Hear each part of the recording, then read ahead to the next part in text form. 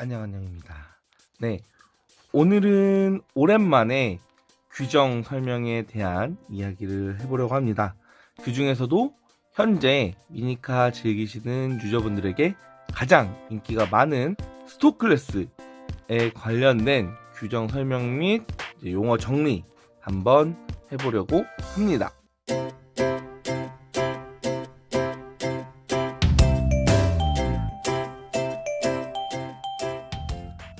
스톡 클래스 모두들 잘 아시죠? 간단하게 말씀드리면 가공이 불가능한 점프 클래스입니다. 점프 클래스라는 거는 점프대가 있어서 그 점프대를 뛰어넘어서 다양한 장애물들을 뛰어넘어서 골까지 들어오게 되는 그런 입체적인 코스를 달리게 되는 클래스를 지칭합니다. 그 중에서 스톡 클래스는 무가공 종목에 해당을 하고요. 모터 제한은 없습니다. 기본 모터, 우리가 흔히 부르는 똥 모터부터 플라즈마 대시 모터까지 모든 모터, 타미야에서 현재 생산 중인 모든 모터는 사용이 가능합니다. 그래서 모터 사용의 폭은 굉장히 넓고요. 하지만 보통 모터 사용하는 걸 보면 노브레이크 기준은 라이트 대시, 그리고 브레이크 패드를 장착한다고 하면 하이퍼 대시 정도, 조금 더 속도를 내고 싶으신 분들은 이제 더블 모터에 있는 마하 대시 모터라든지 싱글 모터에 있는 파워 대시나 스프린트 대시, 울트라 대시까지는 사용하시는 것 같아요. 그만큼 이 코스를 정복하기 위한 다양한 세팅이 가능하다는 거죠.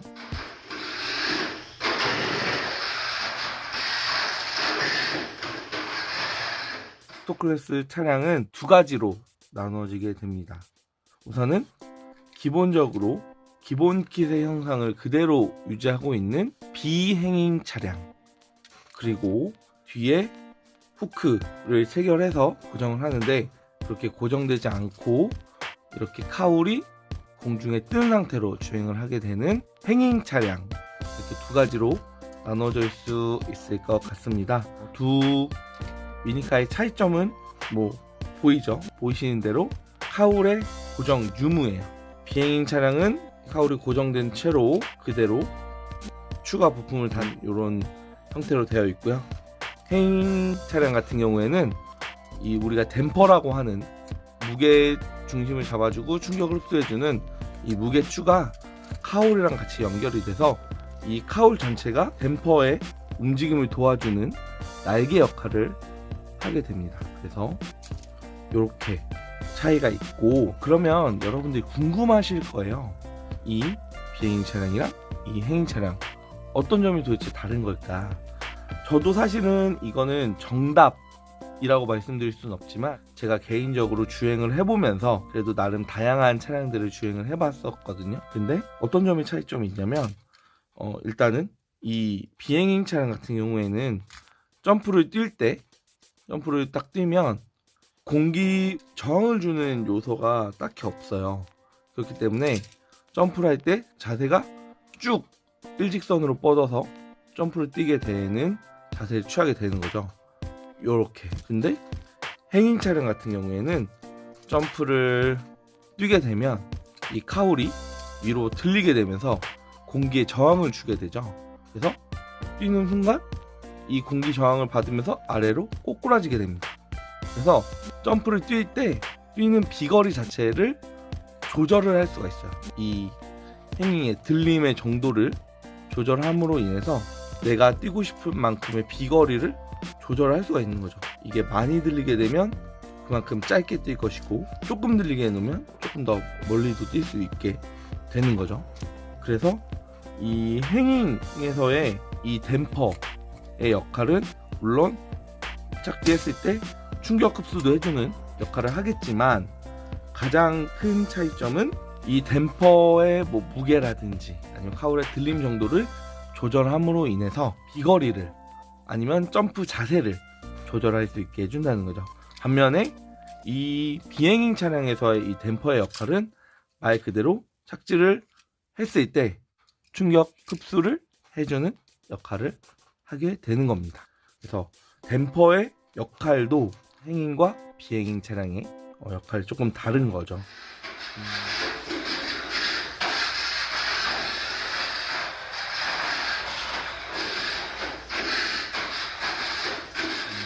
그럼 이 댐퍼는 어디에 다는 게 보통 좋다라고 말을 많이 하냐면, 점프를 했을 때 튀는 부분이 있어요. 이렇게 튈 수도 있고, 점프를 했을 때 이렇게 튈 수도 있고, 아니면 뭐 이렇게 튈 수도 있고, 그렇게 좀 이 친구가 뛸 때 자세라든지 뛰고 나서 어느 부분이 특히 많이 튀는지를 관찰을 해보시면, 튀는 부분이 이제 우리가 잡아줘야 되는 부분들이거든요.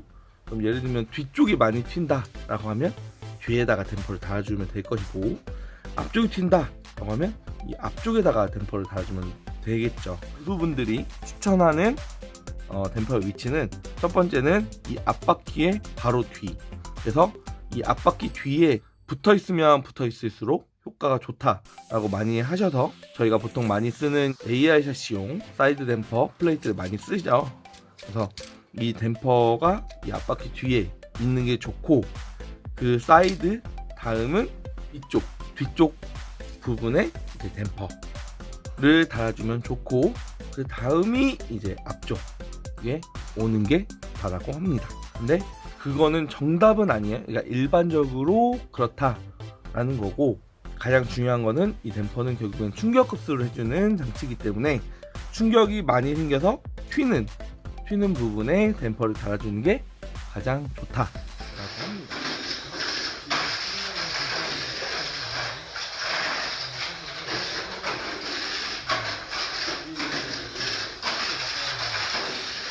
다음은 조금 어려운 용어를 정리해 보려고 해요.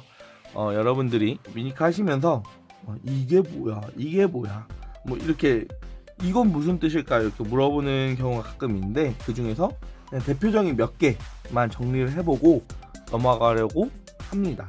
우선은 댐퍼라는 거는 아까 말씀드렸던 이런 충격 흡수를 해주는 무게추를 보통 댐퍼라고 이야기를 많이 하고요. 그리고 앵커라고 하면 뒤에 스프링이 달려서 이 뒤쪽 롤러가 이렇게 들리는 형태의 이런 시스템을 앵커 시스템이라고 부릅니다. 그래서 이 앵커 시스템 같은 경우에는 점프 차량들에서 나오는 특징인데, 점프를 뛰었을 때 자세가 흐트러져서 코스 아웃을 인으로 시켜주는 이런 형태의 차량을 이제 앵커 시스템이라고 부릅니다. 그래서 이 앵커 시스템 같은 경우에는 실제로 많은 미니카 유저분들이 거의 필수라고 부르는 시스템이고, 그리고 AT 시스템이라는 그런 용어도 아마 많이 AT 행잉, 뭐 AT 시스템 이렇게 많이 들어보셨을 텐데, 요런 형태의 범퍼 시스템이 AT 시스템이에요. 이 앞에 범퍼 보시면 원래는 이렇게 딱 고정돼서 범퍼가 움직이지 않아야 되는데, 여기 보시면 범퍼가 이렇게 앞뒤로 움직입니다. 그래서 이 범퍼 시스템은 AT 시스템, 오토 트래킹 시스템이라고 해서, 트랙의 주행에 따라서 유연하게 움직이는 범퍼를 AT 범퍼라고 부릅니다. 그래서 이게 왜 좋냐, 트랙이 주행을 할 때 가속이 붙게 되면 이렇게 수평으로 펴집니다. 그래서 평각에 가깝게 유지가 되면서 가속을 이끌어내주고요. 점프를 뛰거나 레인 체인지에 들어갈 때, 얘가 공중으로 뜰 때는 행이 들리면서 같이 들리게 되겠죠. 그럼 들리면서 각을 만들어줍니다. 각을 만들어주면 안정적으로 주행을 할 수가 있겠죠. 그래서 내가 감속을 해야 될 때는 각을 만들어줘서 감속을 시켜주고, 내가 직선 주행 등에서 가속을 해야 될 때는 각을 펴줘서 가속을 할 수 있게 해주는 시스템이 이제 AT 시스템, 오토 트래킹 시스템이라는 거죠. 근데 주의해 주셔야 될 점은, 이게 아무리 좋아도 너무 가속이 많이 붙으면 이렇게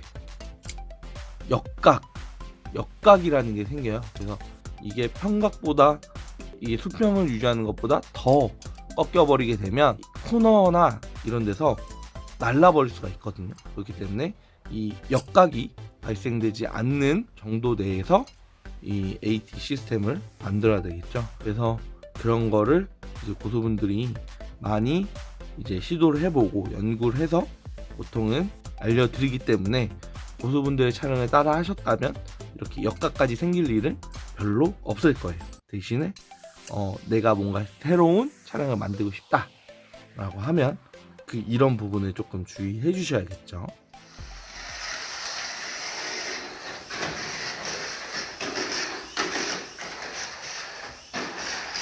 그리고 마지막으로 이 스토클래스 같은 경우에는 하울이나 이런 데에는 웬만하면 다 장착이 되어 있어야 됩니다. 예를 들면 이런 마하 프레임 하울 같은 경우에는 여기에 요 파츠까지 이렇게 들어가야 되는데 이거 없어도 안 떨어지니까 뭐 이거 가공한 거 아니니까 괜찮지 않나요? 라고 하는데 스토클래스 규정에 이런 파츠는 다 붙어 있어야 된다 라고 나와 있기 때문에 요거는 주의해 주셔야 될 것 같고요.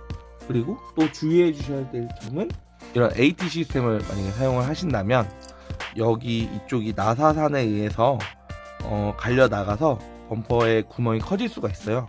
네, 이게 적당한 갈림으로 인한 살짝 넓어지는 정도까지는 아마 허용을 해주겠지만 이게 너무 티날 정도로 갈리게 되면 검차에서 실격당할 수가 있거든요. 그러니까 이런 거는 확인해 보시고 너무 갈렸다 싶으면 대회 전에는 반드시 교체를 해주셔서 갈려있지 않은 상태로 범퍼를 유지해 주시는 것도 중요할 것 같습니다. 네, 오늘은 이렇게 주저리 한번 스토클래스에 대해서 알아봤는데요. 더 궁금하신 점도 있으실 거예요. 그럼 궁금한 점은 아래 댓글 달아주시면 제가 아는 범위 내에서, 그리고 제가 모르는 범위는 저보다 고수분들에게 자문을 얻어서 꼭 올바른 답변 드리도록 하겠습니다. 궁금한 거 있으시면 댓글로 많이 달아주시고요. 오늘 영상은 여기까지로 하겠습니다. 도움 되셨다면 구독과 좋아요도 눌러주시고 저는 다음에 더 좋은 영상으로 찾아오겠습니다. 그럼 모두